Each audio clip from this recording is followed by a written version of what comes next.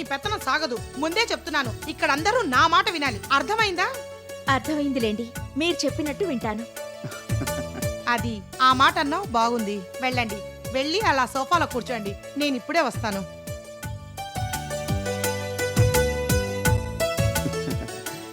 ఏమనుకోవద్దు, ఆవిడ తీరే అంత నాన్నగారికి పిన్ అవుతుందట.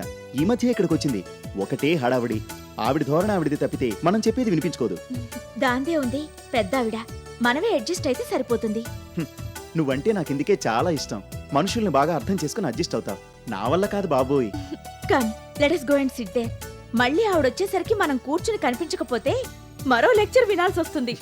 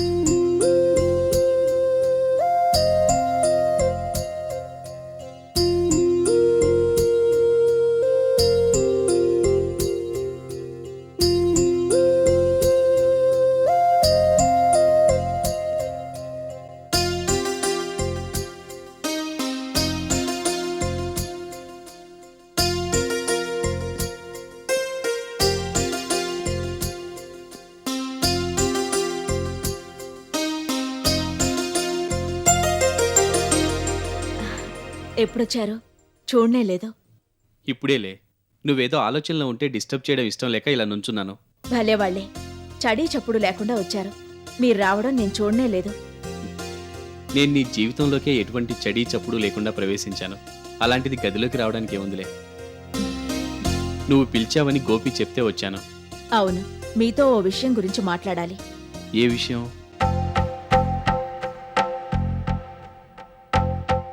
ఇప్పుడు కూడా నాతో మాట్లాడడానికి వెనకాడుతున్నావా? నీ మనసులో మాటేంటో నిర్భయంగా చెప్పు. ఏం లేదు, సమత కోసం మనం ఈ పెళ్లి చేసుకున్నాం. పెళ్ళైన తర్వాత మీతో పాటు నేను మీ ఇంటికి రావడం న్యాయం, ధర్మం. అదే బావుంటుంది కూడా. కానీ ఎందుకనో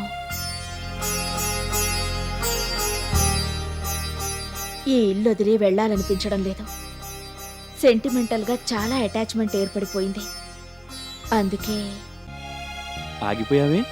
చెప్పు, ఏం పర్వాలేదు. ఏం లేదు, మీరేవి అనుకోనంటే మీరు నాతో పాటు ఇక్కడే ఉండి. ఈ మాట చెప్పడానికి ఇంత ఇబ్బంది పడిపోవాలా? మన పెళ్లి మామూలు పరిస్థితుల్లో జరిగినట్టయితే నువ్వు నాతో పాటు మా ఇంటికి వచ్చేదానివి. నేను రమ్మని చెప్పేవాణ్ణి కూడా. మన పెళ్లి మన కోసం కాదు, లోకం కోసం జరిగింది కాబట్టి నువ్వు చెప్పినట్టు నేను ఇక్కడ నీతో పాటే ఉంటాను. నాకే ప్రాబ్లమూ లేదు. I'm sorry. ఈ విషయంలో మీకు ఇబ్బంది కలిగిస్తున్నట్టయితే మన్నించండి. నాకేం ఇబ్బంది? ఇంతకు ముందు కూడా మా ఇంట్లో కన్నా ఇక్కడే ఎక్కువగా ఉండేవాడిని. ఇప్పుడు నీ భర్తగా మరింత దర్జాగా టీవీగా ఈ ఇంట్లో ఉంటాను. నేను ఇక్కడ ఎందుకుంటున్నానని ఇక ముందు నన్నెవరు అడగరు కూడా. నువ్వు దీని గురించి ఇంకేం ఆలోచించొద్దు. నేను ఇక్కడే ఉంటాను. నాకు 24 గంటలు నీ దగ్గరే ఉండాలనిపిస్తుంది. అది ఎక్కడైనా పర్వాలేదు. నీతో పాటు ఉంటే చాలు. అనుక్షణం నీ బాగోగులు చూసుకుంటూ నువ్వే నా కంటి పాపం అనుకొని నిన్ను కనిపెట్టుకుని ఉంటాను. నీ సంతోషమే నా సంతోషం.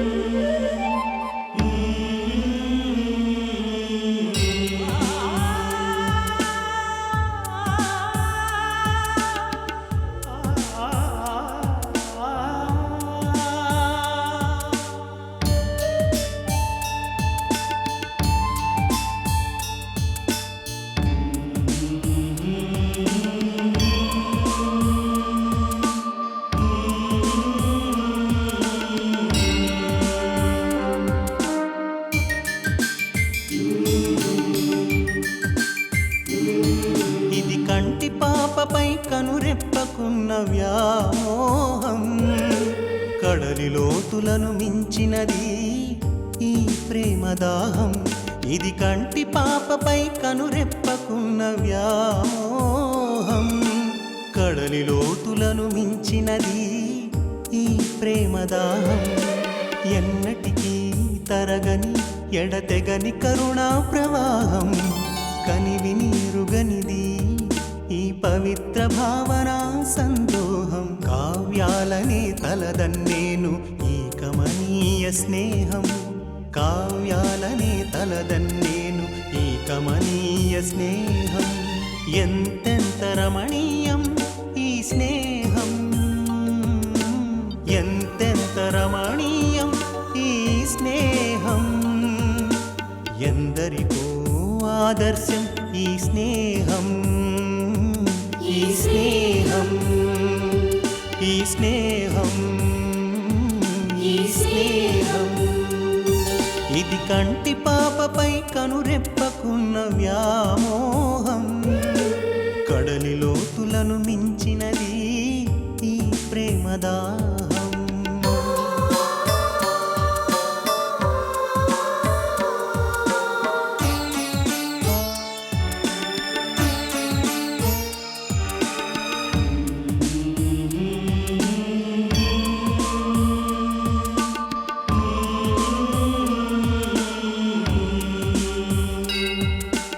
గుడిలో దేవతపై ఇది దీపికకున్న అనురాగం. గుండె ఆవరణలో అనునిత్యం జరిగే ఆరాధనాయాగం. ఎన్నో జన్మల అనుబంధ సారం ఈ పుణ్య సంయోగం. నిరుపమానం నిర్మలతకే ఆధారం ఈ త్యాగం. ఎంతెంత రమణీయం ఈ స్నేహం. ఆదర్శానికి ఆదర్శం ఈ స్నేహం. ఈ స్నేహం. ఈ స్నేహం. ఈ స్నేహం. ఇది కంటి పాపపై కనురెప్పకున్న వ్యామోహం. కడలి లోతులను మించినది ఈ ప్రేమదాహం.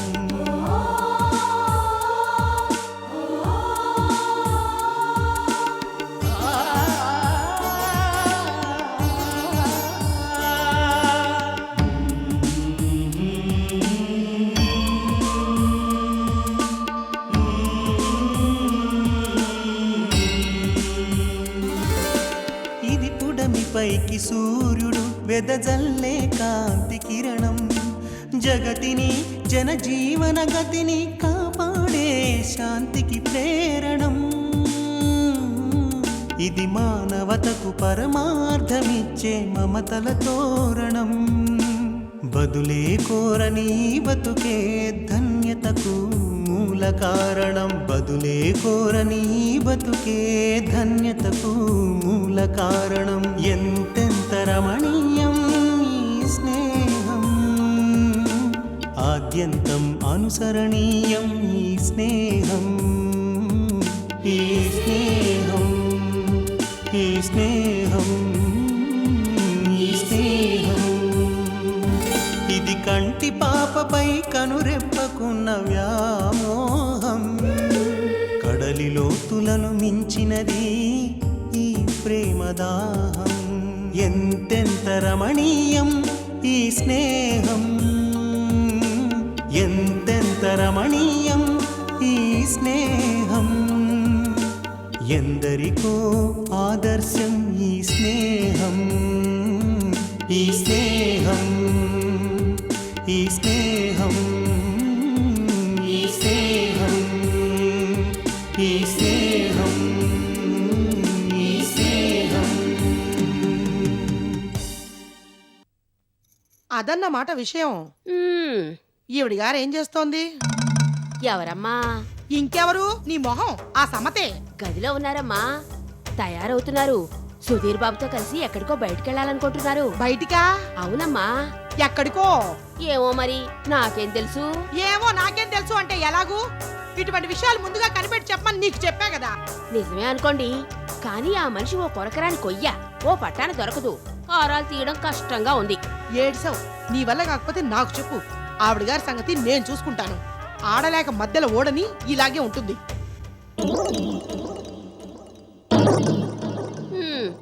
నేను వస్తానమ్మా. ఆలస్యమైంది, వంట చేయాలి. మళ్ళీ మీరే నన్ను కోపడతారు. అక్కడికేదో నీ పనులన్నిటికీ నేను అడ్డం వస్తున్నట్టు. వెళ్ళా, ఆ వంట పనన్నా త్వరగా పూర్తి చేయి. హ్మ్.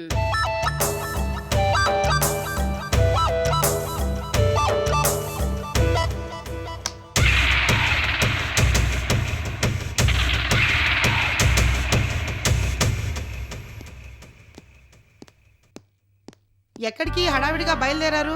మా అమ్మని చూడటానికి వెళ్తున్నాం. అమ్మనా? మొన్న ఈ మధ్యగా అక్కడి నుంచి వచ్చారు. అప్పుడే మళ్ళీ అమ్మ గుర్తుకొచ్చిందా? ఏ, నీకు మేమందరం నచ్చలేదా? అదేం కాదండి, అయినా నేను వెళ్ళేది అక్కడికి కాదు, జైలుకి. జైలుకా? అవునండి, పెళ్ళవగానే ఇద్దరం వెళ్ళి అమ్మని కలుద్దాం అనుకున్నాం, కానీ కుదరలేదు. అందుకే ఇవాళ వెళ్ళాలనుకుని బయలుదేరాం. రామరామా, జైలేంటి, అక్కడ మీ అమ్మ ఉండడం ఏంటి? అయినా ఇంతలోనే ఏం చేసింది మీ అమ్మ? ఆవిడ కన్ఫ్యూజ్ అవుతున్నారు, క్లియర్ గా చెప్తే బెటర్. మీకు అంకుల్ చెప్పారేమో అనుకున్నాను. సుప్రతీక నా కన్నతల్లి కాదండి, నాకు మేనత్ అవుతుంది. మా అమ్మగారు జైల్లో ఉన్నారు. ఏంటి? అవును, నా చిన్నప్పుడే అమ్మ జైలుకెళ్ళిపోయింది. అన్నీ తానే అయి అత్తమ్మ నన్ను పెంచి పెద్ద చేసింది. ఈ విషయాలన్నీ నాకు కూడా ఈ మధ్యనే తెలిసాయి. శివ శివ, రామరామా, అయితే మీ అమ్మ సుప్రతీక కాదన్నమాట. నిన్ను కన్న తల్లి జైల్లో ఉందన్నమాట. హరిహరి, మీ అమ్మని జైల్లో ఎందుకు పెట్టారో?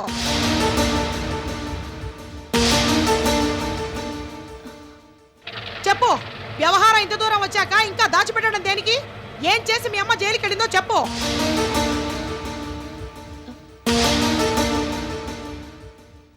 మా నాన్నని చంపి జైలుకెళ్ళిందండి.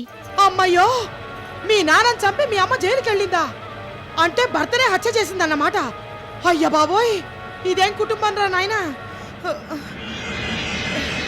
అమ్మో, నాకేంటో కళ్ళు బయర్లు గమ్ముతున్నాయి.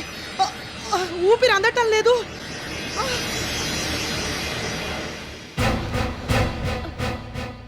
ఏమైందండి? ఐఎమ్ సారీ, మీకు ఈ విషయాలన్నీ తెలిసేవో అనుకున్నాను. అయ్యో దేవుడో, ఎంత అన్యాయం జరిగిపోయింది. మా వాణ్ణి నోట్లో నాలుక లేని వాణ్ణి చేసి ఇంత పని చేశారు. ఓ హంతకురాలు కూతుర్ని ఇంటి కోడల్ని చేశారు. ఎంత మోసం, ఎంత దగా. మీరు ఊరుకోండి, ఈ విషయాలన్నీ మాకు ముందు నుంచి తెలుసు. అన్నిటికీ ఒప్పుకునే నేను ఈ పెళ్లి చేసుకున్నాను. నాకు డాడీకి ఎటువంటి అభ్యంతరం లేదు. మధ్యలో మీకెందుకు బాధ? నాకెందుకు ఆ బాధ? భలేగా అడిగావులే. అవునులే, గుడ్డొచ్చి పిల్లనెక్కిరిచిందని నీకిలాగే ఉంటుంది. పెద్దవాళ్ల బాధలు నీకెలా అర్థమవుతాయి? తగుదునమ్మా అంటూ భలే సంబంధం తీసుకొచ్చావు. ఈ గొప్ప సంబంధం కోసమా ప్రాణాల మీదకి తెచ్చుకున్నావు, ఇంకెక్కడా గతి లేనట్టు. అమ్మయ్యో, అంతకురాలు కూతురు ఈ ఇంటి కోడలా. ఇక నాకు నిమిషం కూడా నిద్ర పట్టదు, అన్నం సహించదు. అసలు ఊపిరి పీల్చుకోవడమే కష్టంగా ఉందిరో దేవుడో. అబ్బా ఊరుకోండి, ఏంటి మీ గొడవ? మీకు ఇష్టం లేకపోతే మీ పనేదో చూసుకుంటూ మీ గదిలో ఉండండి. మా గురించి మీరు బాధపడిపోవడం దేనికి? ఆవిడ అలాగే చేస్తుందిలే. మనం వెళ్దాం రా సమత, టైం అవుతుంది. ఎక్కడికి? నేను బతుకుండగానే చేసిన ఘనకార్యం చాలక ఇప్పుడు తగుదునమ్మా అంటూ పెళ్ళానికి తోడుగా జైలుకు కూడా వెళదాం అనుకుంటున్నావా? నీకు మత్తుందా పోయిందా? మీరు హద్దు మీరు మాట్లాడుతున్నారు. హద్దులు? వాటి గురించి తెలుసా నీకు అసలు? పెద్దవాళ్ల మాటలు పట్టించుకోక కొరివితో తలగొక్కున్నావు. కొంపలంటుకున్నాక ఇప్పుడు బాధపడేం ప్రయోజనంలే. అమ్మో అమ్మో, అమాయకంగా కనిపిస్తూ ఎంత నాటకం ఆడారు. మిమ్మల్ని ఇద్దరిని అమాయకులు చేసి ఈ వంశానికే మాయని మచ్చ తీసుకొచ్చారు. ఈ కుటుంబ గౌరవాన్ని గంగపాలు చేశారు. అసలు వింటూ ఉంటేనే నా రక్తం మరిగిపోతోంది. నా వల్ల కాదు దేవుడో, ఈ అన్యాయాన్ని నేను సహించలేను. సహించలేకపోతే మీ ఊరు వెళ్ళిపోండి. అంటే నన్నే ఊరెళ్ళిపోమంటున్నావన్నమాట? అంతేలే, నిన్నంతగా మాయ చేసింది టక్కులాడి. ఏమందో పెట్టింది. ఈ అమ్మా కూతుళ్ళ గురించి ఇంతకుముందు విన్నాను, కానీ ఇంత అసాధ్యురాలు అనుకోలేదు. వాళ్ళ గురించి అమర్యాదకరంగా ఇంకో మాట మాట్లాడారంటే నేను ఊరుకోను. ఆ ఊరుకోక ఏం చేస్తావు? పెద్దదానివని చూడకుండా చేయి చేసుకుంటావు, అంతే కదా? చేసుకో నాయనా, చేసుకో. ఈ అవమానం సహించి బతికే కన్నా నీ చేతిలో చావడం నయం. ఆ పుణ్యం కూడా నువ్వే కట్టుకో. నీ రెండు చేతులతో నా గొంతు పిసికి చంపేయి. జీవితాంతం జరిగింది తలుచుకుని కుమిలిపోయే కన్నా అది చాలా నయం. అబ్బా, మీ గొడవ ఆపుతారా లేదా? ఇంత ఘోరం జరిగిపోయిందని నేను బాధపడుతూ ఉంటే గొడవ అంటావా? నా గోడు ఎవరికి చెప్పుకోనరా దేవుడా. పిదపకాల పిల్లలు పిదపకాల బుద్ధులు. అయినా నిన్ను కాదు అనాల్సింది, మా వాడిని అనాలి, వాడి పెంపకాన్ని అనాలి. ఈ విషయం తెలియక ముందే నేను పోయినా బాగుండేది. ఇదిగో అమ్మాయి, ఇదే చెప్తున్నా విను. జరిగిందేదో జరిగింది. ఈ నిజాన్ని విషయంలా మింగి ఊరుకుంటాం. ఇంకెవరి దగ్గర దీని గురించి మాట్లాడొద్దు. మీ అమ్మ జైల్లో ఉందని ఎవరితో అనొద్దు. నువ్వు అసలు ఇప్పుడు అక్కడికి వెళ్ళడానికి వీల్లేదు. ఆ మాట అనడానికి మీరెవరు? ఏదో పెద్దవారు కదా అని మర్యాద ఇస్తుంటే మా మీదే పెత్తనం చేస్తున్నారే. ఆవిడ అలాగే అంటారులే. You don't bother. ఇప్పటికే లేట్ అయింది, పద వెళ్దాం. పెద్దదాన్ని నేను ఇంతగా చెప్తున్నాను, అయినా నా మాట పట్టించుకోకుండా మీ దారి మీరు చూసుకుంటారా? రాని రాని అబ్బాయిని ఇంటికి రాని, ఇవాళ అటో ఇటో తేలుస్తాను. మీరేం తేలుస్తారో నేను చూస్తాను. నువ్వు పద. ఇలాంటి వాటి గురించి ఎక్కువ ఆలోచించి మనసుపాడు చేసుకోవద్దు. Don't bother at all. Let's go.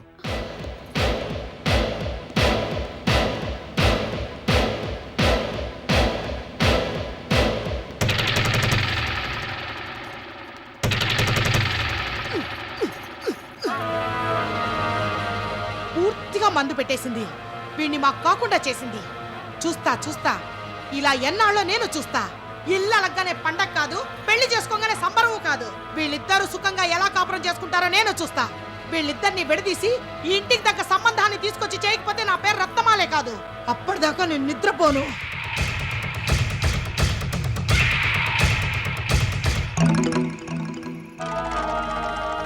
ఆ పిల్లకి ఎంత పొగరు! వద్దంటున్నా వినకుండా అమ్మని చూసొస్తానంటూ జైలుకి వెళ్ళింది. అమ్మా, సిగ్గు శరం లేకుండా చెప్పి మరీ బయలుదేరారు. ఈ ఇంటికి నిజంగా ఏదో అరిష్టం దాపురించింది. మా కృష్ణ వట్టి అమాయకుడు, వాడికి తగ్గట్టే వీడిని తయారు చేశాడు. అందుకే ఈవిడి గారు ఆడింది ఆట, పాడింది పాటగా ఉంది. అమ్మో అమ్మో, ఎంత మాయనాటకం! మొగుడిని నా మీదకి రెచ్చగొట్టి తనకేమీ తెలియనట్టు ఏడు మొహం పెట్టింది. ఆ జాలి చూపులు చూస్తే ఎవరైనా కరిగిపోతారు. నా దగ్గర ఈవిడ గారు ఆటలు. ఇవాళే కృష్ణతో మాట్లాడి అటో ఇటో తేలుస్తాను. ఈ ఇంట్లో ఉంటే ఆవిడ గారన్నా ఉండాలి, నేనన్నా ఉండాలి. ఆ మాట అంత గట్టిగా ఒత్తి పలక్కండి అమ్మా. మొదటికే ప్రమాదం. అంటే అంటే ఏం చెప్పను, నీకంత ఇబ్బందిగా ఉంటే నువ్వే వెళ్ళిపో పిన్ని అని అయ్యగారు అన్నారనుకోండి, అప్పుడు మీ పరిస్థితి ఊహించుకోండి. నేనేం తక్కువ తినలేదు. వ్యవహారం అంత దూరం దాకా రానివ్వను. వాడికి ఎలా చెప్తే నా దారికి వస్తాడో నాకు బాగా తెలుసు. అయినా నీ పనేదో నువ్వు చూసుకోక నాకు సలహాలు ఇస్తున్నావే. ఏదో ఇన్నాళ్ళు మీ ఉపదినదాన్ని కాబట్టి ఈ మాట అంటున్నాను. ముందు జాగ్రత్త కోసం మీకు తెలియంది ఏముందమ్మా, కోపంతో పనులు కావు, మంచి మాటలతోనే అనుకున్నది సాధించాలి. సాధిస్తా, తప్పకుండా సాధిస్తా. ఈవిడి గారిని ఎంత సాధిస్తానో చూడు. ఆ తర్వాత ఈవిడి గారిని బయటికి పంపించేసి నేను అనుకున్నది కూడా సాధిస్తాను.